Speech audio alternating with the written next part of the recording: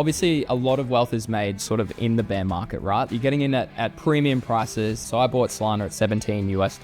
I bought Radium at 0.2 and Bitcoin between your 20 and 30K. I'm already up like quite considerably compared to people who obviously joined early this year. There's multiple ways to trade meme coins in my opinion, and I think a lot of people get stuck in the one mindset of trying to find a super low cap gem and trying to trade that up as the next MOG or the next Pepe or the next WIF. So there's multiple ways I like to trade it. Why are some blockchains better than others when it comes to meme coins? And like, is there anything you should look for? Yep. Or do they all have their own sort of narrative and season that comes one after the other? Yeah.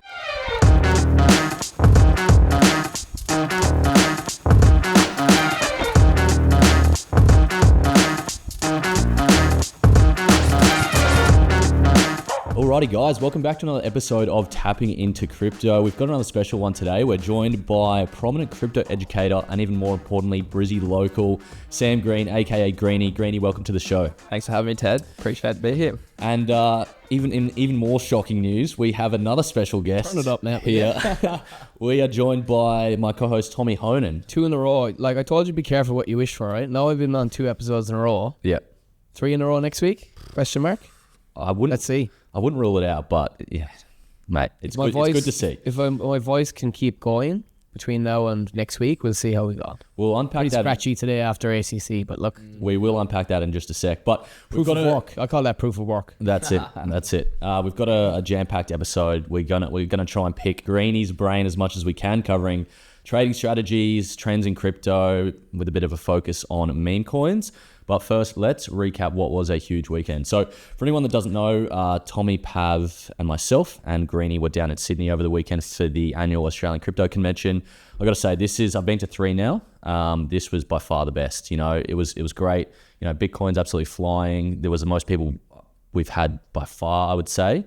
How'd you find it, Greeny? Mate, my first crypto event worldwide, so that was amazing. And It was great to connect with other Aussies in the space. But yeah, man, it was just such a positive vibe. Like I said, I think price obviously helped that with more probably retail coming in as well, but the numbers around everywhere and SwiftX in the boat, and like there's so many highlights across the weekend. Yeah, absolutely. Yourself, Tommy, and Pav were on a panel. Yep. You know, you pulled a huge crowd, mate. It was awesome to see. I just don't know why I wasn't invited. It was jammed. Yeah. Well, look, I mean, maybe check your emails, but yeah, there was it was fantastic, right? There was so much energy in the air. Like you could tell, I was in Sydney from Thursday, and the energy just at every event, every side event, everybody that you spoke to. Yeah, look, it's always great when the prices are up, but I think that was kind of a month of, that was really the last month leading up to it, which is obviously fantastic when you have an event. But people have been around a long time. People are not just around for the last month. Yes, there's some newbies and new people in the market that have came in and that probably bought a ticket pretty last minute, for the event, but yeah, the energy was just something that I think absolutely everyone has taken away from the event. Like you said, third year SwiftX and or tapping into crypto were involved with the event. Mm-hmm.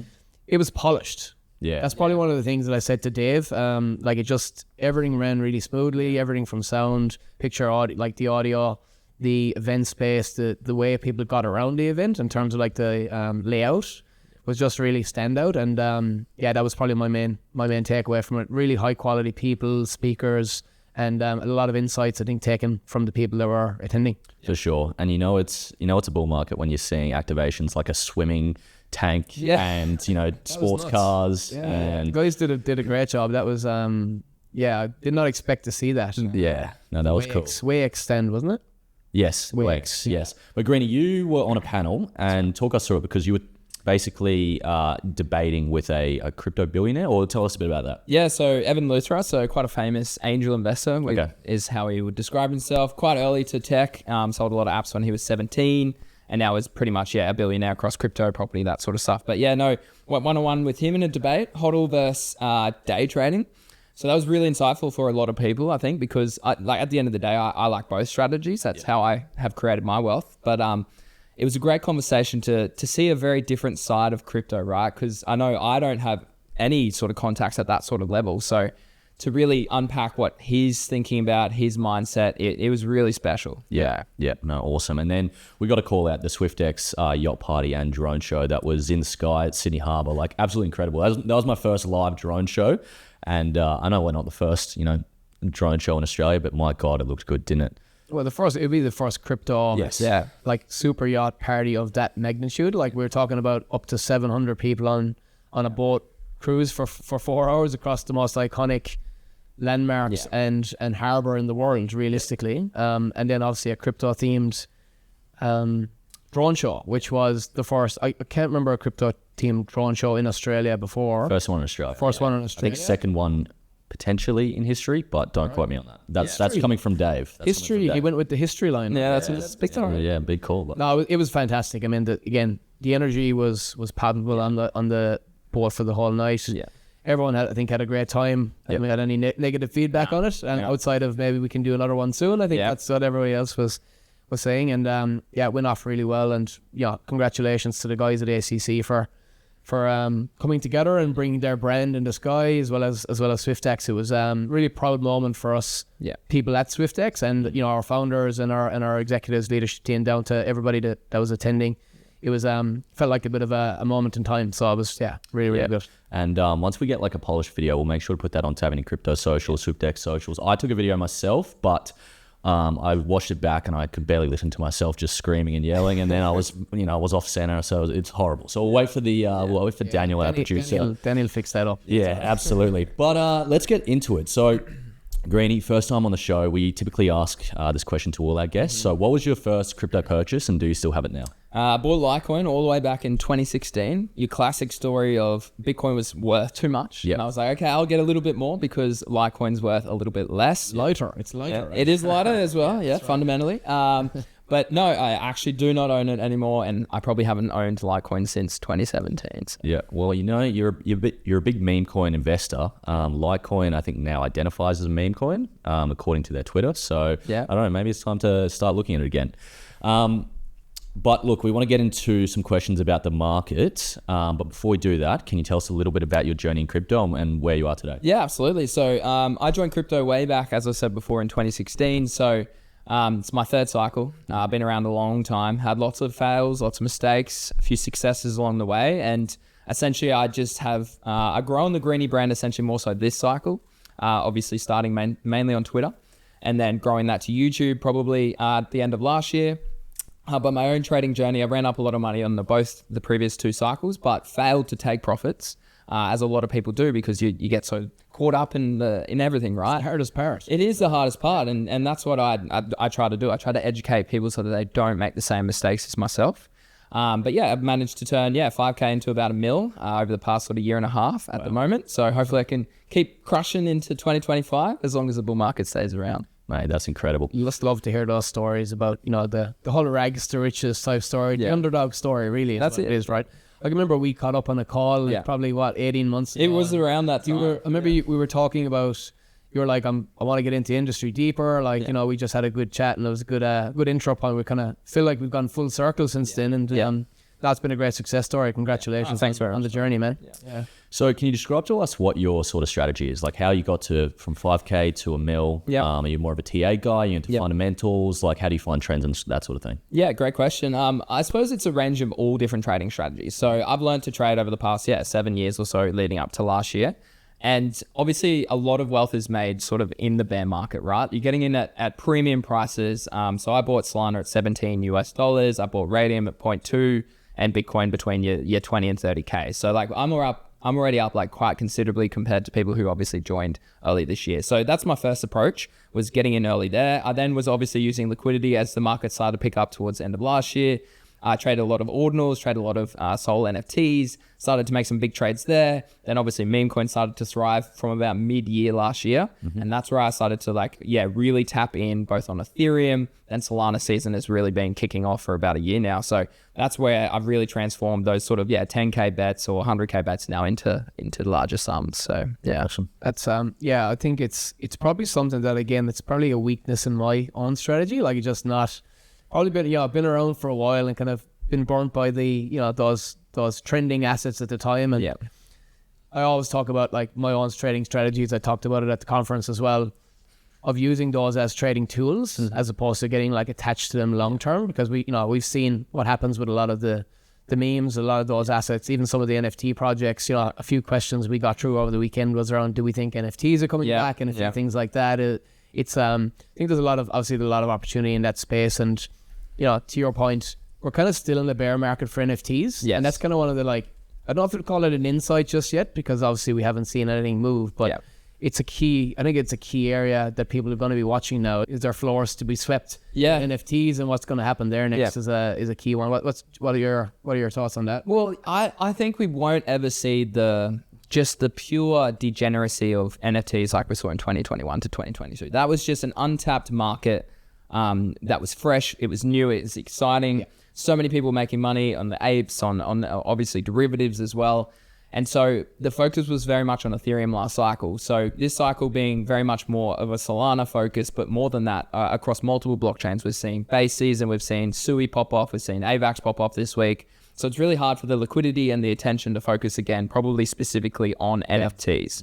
But for me, I definitely think I picked up a Pudgy a couple of weeks ago. So I see that. Yeah, I think that was pretty cool. Yeah, thank you. Like, I think a little, like, smart plays like that are probably where the money's going. Like, you've just seen punks are up about 2x over the past couple of weeks as well. The blue chip. Yeah. The blue chip, again, we kind of use that word, blue chip, across some of the memes like Doge. Yeah. There are certainly blue chip NFT projects. Very much so. That are creating value and do have utility. So I think that's a good one to watch, I would say. Yes. On that, I guess, same theme, what kind of projects or sectors are you kind of mainly like looking at right now? Yeah. Well, obviously meme coins, right? Like it's just so lucrative. There's the attention economy's there. You're trading in and out of trends based on news, based on events that are happening worldwide. There's enough liquidity, enough opportunity and volume to support sort of active approach there. But outside that, I think BTC ETH is starting to maybe form a bottom, in my opinion. I've seen a lot of sort of oscillators that I like to use very much close to a bottom at all-time lows nearly in the history of that pair. Right. BTC dominance is getting very high, overextended potentially as well. So it might be altcoin season. I think altcoin season is around the corner. Yeah. Is it early? It's probably not early, but he's calling it. Wouldn't we love that? But let's touch on memes, because it seems like memes is your bread and butter. Yeah. So a lot of our listeners, SwiftX users as well, they love meme coins, right? It's a little bit more. It's easier to understand than say like a layer 2 or something more technical like a ZK rollups, things like that, like blockchain technology. So why do you trade meme coins, and how do you find good meme coins? Okay, so firstly, there's multiple ways to trade meme coins in my opinion, and I think a lot of people get stuck in the one mindset of trying to find a super low cap gem and trying to trade that up as the next MOG or the next Pepe or the next WIF. So there's multiple ways I like to trade it. So I'll start at the top. So for me, I own Pepe, MOG, and WIF and a few other tokens that I've owned for quite a long time. So you have that more passive approach, which is buy and hold, sell into big pumps. Like Pepe got to 10 bill last week, so I took a bit of profits there. But then I like to do more, right? So leverage trade the high cap memes, because your ROI isn't going to be as consistent because it is a larger market cap, a larger number, right? Then if you start to go down a bit further, you can swing trade lower memes. I find the beautiful area is post bonding. So once memes have been created on pump.fun, once they're live out there, they've had a bit of engagement with the community.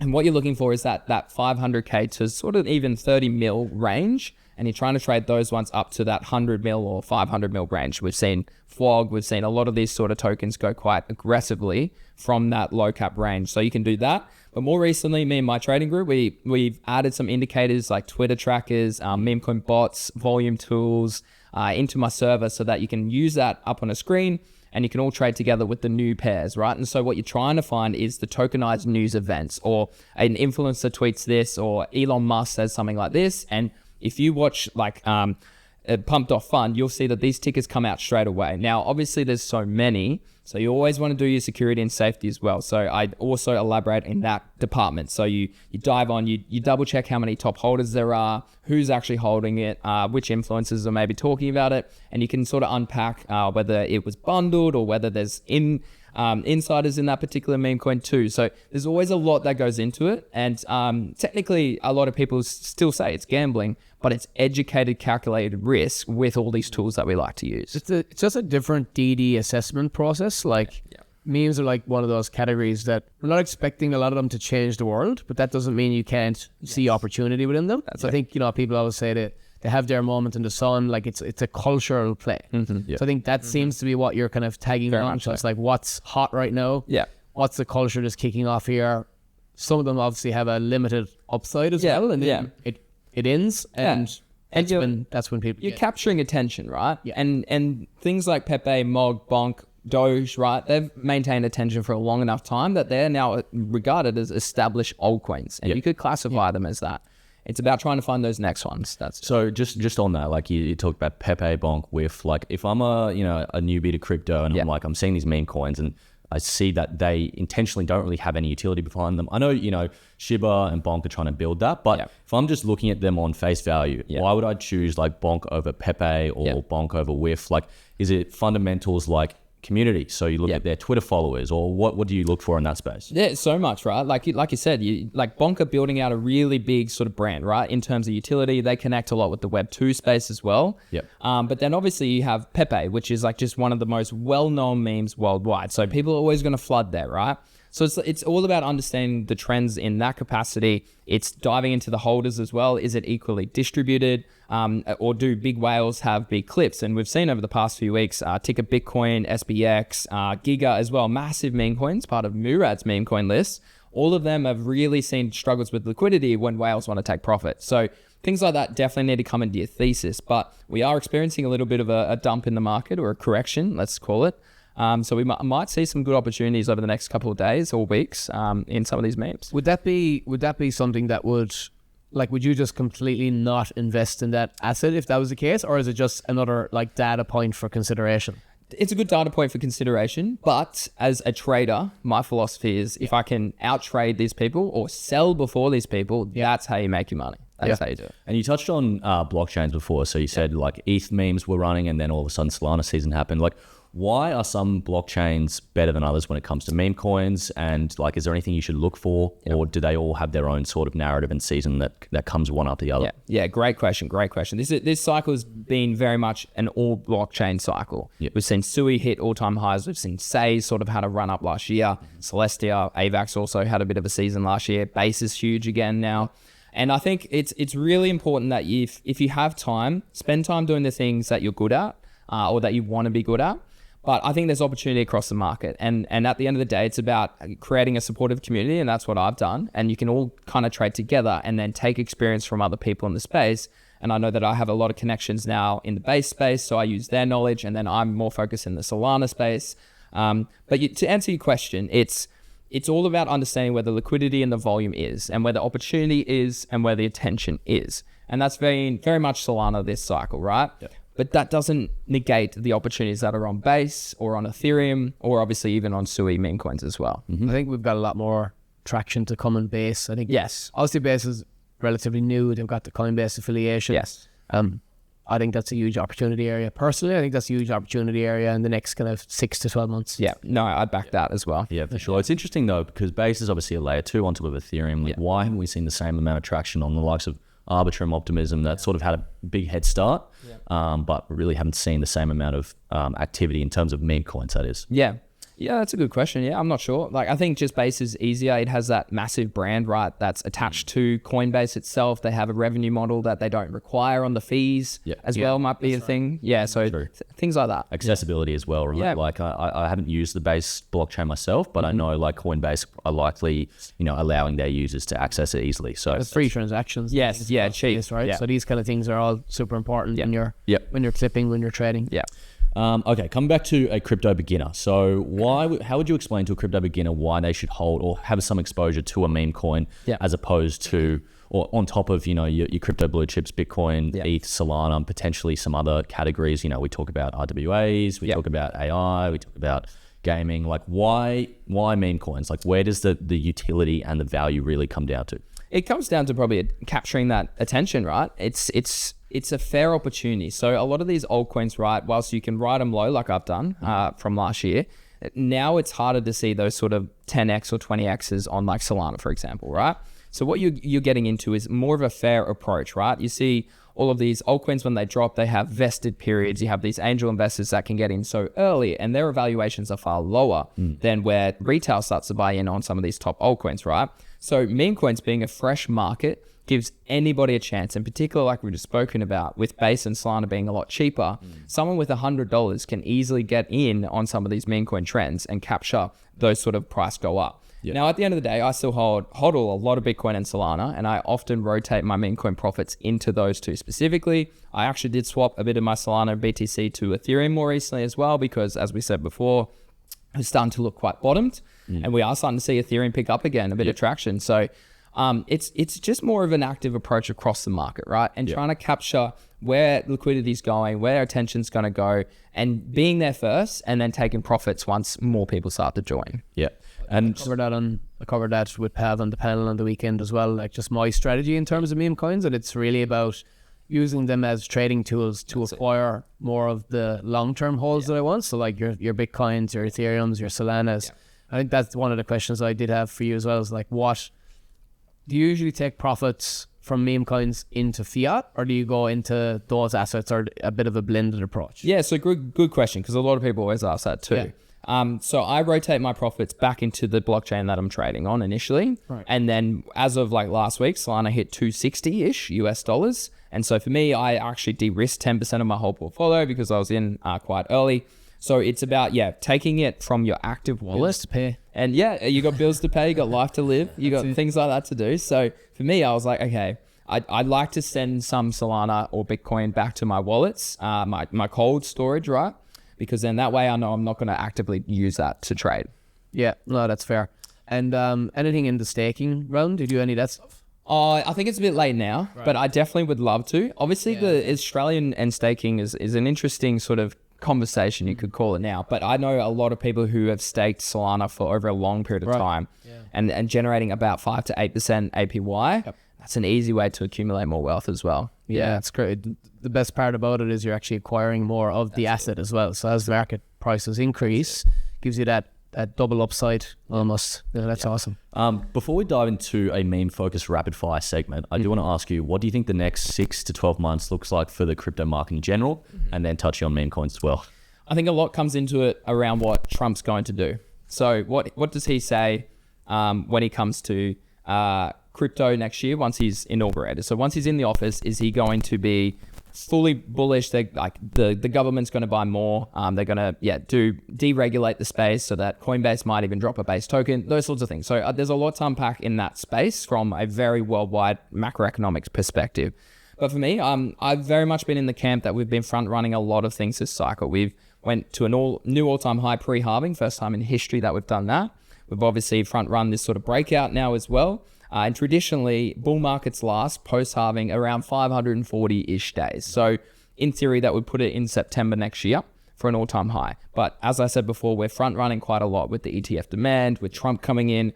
So I hazard a guess that I probably lean, and people might not like this, but I lean in the perspective that we see an all-time high probably in Q1, possibly Q2 next year. But again, it does depend on a few other macro sort of considerations. So you're in the camp that the maximum run is into September, kind of 2025? We don't get the full year? The conversation, this could be a super cycle. And I mean, like, don't get me wrong, like if Trump does come in and change a lot of things for pro crypto, then I definitely think you could see a deep run into 2026. Like you could see a deep run into 2026. Yeah. Every time I think about the US creating a Bitcoin strategic reserve, I have to kind of pinch myself a little bit. It's just to go from where we were with the SEC, Gensler kind of administration, and going to Bitcoin or US now having a Bitcoin strategic reserve is just what a 180. It's unreal. Unbelievable. Yeah, two ends of the spectrum. And I just want to call out there, you mentioned that potentially we could see a Coinbase token on the layer, on the base chain. Yeah, that would be huge, right? Considering from where we come, like you were saying, Tommy. Yeah. To a point where a company like Coinbase not only has is a publicly traded stock, but then they have this available token that you can trade as well. Like that's just something that we haven't seen before, and it would be a world first. So interesting one. But yeah, Tommy, fire away with your rapid fires. Rapid fire questions. All right, let's go. All right, let's go, Greeny. All right, we're on. Bonk versus whip. We'll go with whiff. Whiff. I'm going to pick whiff as that Solana meme. Yeah. Because of the Solana narrative? I think so. Bonk. I love Bonk. Don't get me wrong. I've just swing traded it quite aggressively. But I think whiff has that sustainable holders. It has some of the top holder wealth across the world in terms of Solana meme coins. Hat stays on. Yeah. Eat memes versus Solana memes. If I look at my portfolio, Geez, I'm gonna say I actively trade Solana memes, but I hold more ETH memes longer term. So Mog and Pepe. Yeah, and we talked about the kind of opportunity within ETH coming potentially. Yes, yeah. So that's no, that makes sense. One word that describes the current market. We have corrected. I would have said euphoric, but we're on the way to euphoria, I'll say. So I'm bullish. I'll say bullish. Love to see it. Mate, I'm going to ask one more. Sure. Most underrated meme coin right now. Oh, I haven't looked at I mean, we were just at ACC all weekend. I'm seeing quite a lot of chat around FWOG as a potential Binance listing, which we've seen a lot of meme coins go crazy once they get that listing. So that's one that I'm keeping an eye on at the moment. So that's probably one I'll go have. How is that one spelled? FWOG, FWOG. It's a little, it's the frog one. Denny's writing it down over there. Thanks, Denny. He's pulled up the chart now, boys. Yeah, sweet. Mate, that is awesome. I know our listeners would have really appreciated some of those insights because, you know, we all love memes. Like, I think most of us have come around to it. Maybe last cycle, people were a little bit iffy on it, but like, you can't really deny them these days. So absolutely, very much thank you for coming in and sharing some of those insights. But I guess as a sign off, tell our listeners and everyone else where you can sort of find Greeny, how we can, you know, experience some of your education and get the most out of you. Yeah, so just Greeny Trades on Twitter, guys. Same as YouTube. That's my handle on both platforms. I create educational videos on there, and then obviously I tweet out quite a lot. And then I run a trading community that's worldwide. We have a bunch of callers in there. As I said earlier, we have a lot of meme coin tools in there, educational resources if you're newer to the market as well. But it's always been a focus around that educational side that will teach you to become a better trader across all crypto market trends. So yeah, that's Greeny's trading group, and it's in my bio as well on Greeny Trades Twitter. So. Straight out of Brisbane, you love to see it. Yeah, mate. Yeah, it's good. You and Zeneca now, two biggies coming because Zeneca came back living in Brizzy. You're close by, so awesome to see. Well, Greeny, we'll have to get you on again sometime because I feel like there's so much more to unpack with meme coins, and I'm sure you're also, you know, exploring other parts of the market. Yeah. So maybe in a couple months' time, if you're keen to come back on board. Very much so. Let's do it. Alrighty, thank you so much, guys. Thanks, guys.